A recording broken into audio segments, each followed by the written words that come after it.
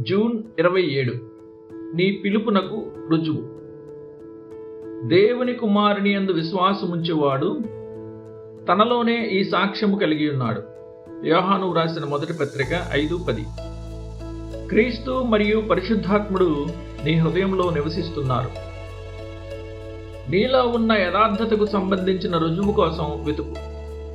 ఇది ప్రకటన గ్రంథంలో చెప్పబడిన తెల్లరాతి లాంటిది. ఆ రాతి మీద చెక్కబడిన ఒక కొత్త పేరును పొందిన వానికే గాని అది మరి ఎవనికి తెలియదు.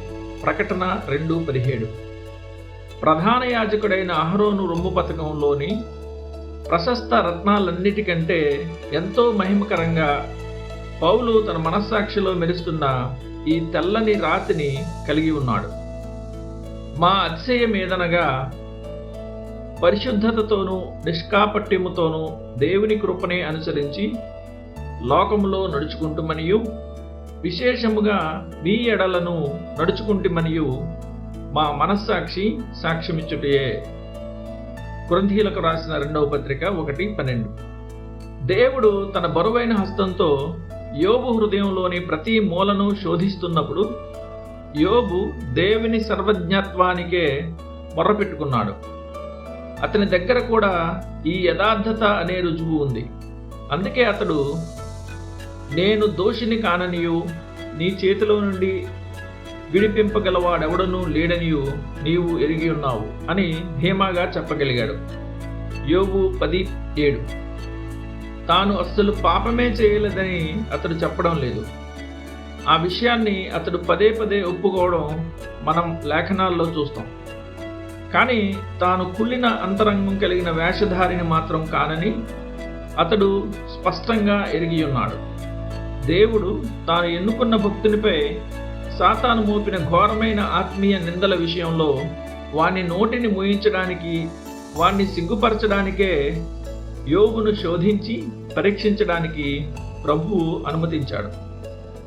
పౌలు, యోబులు ఉన్నత శ్రేణికి చెందిన ఆత్మీయ భక్తులు అనేది వాస్తవమే.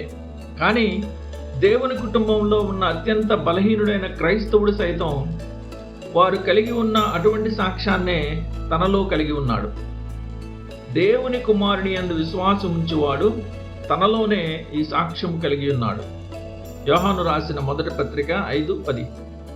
భూమిపై ఉన్న అత్యంత పరిశుద్ధులైన భక్తులలో నివసిస్తున్నట్లే క్రీస్తు మరియు పరిశుద్ధాత్ముడు నీ హృదయంలోనూ నివసిస్తున్నారు. నిన్ను పవిత్రపరచడానికి యోబు, పౌలులకు ఉన్న అదే యేసు రక్తం, అదే వాక్యమనే ఉదకం నీకు ఉన్నాయి. ఇవి యోబు, పౌలుల విషయంలో సాక్ష్యమిచ్చినట్లే నీలో ఉన్న కృప, యథార్థతల విషయంలోనూ సాక్ష్యమిస్తాయి.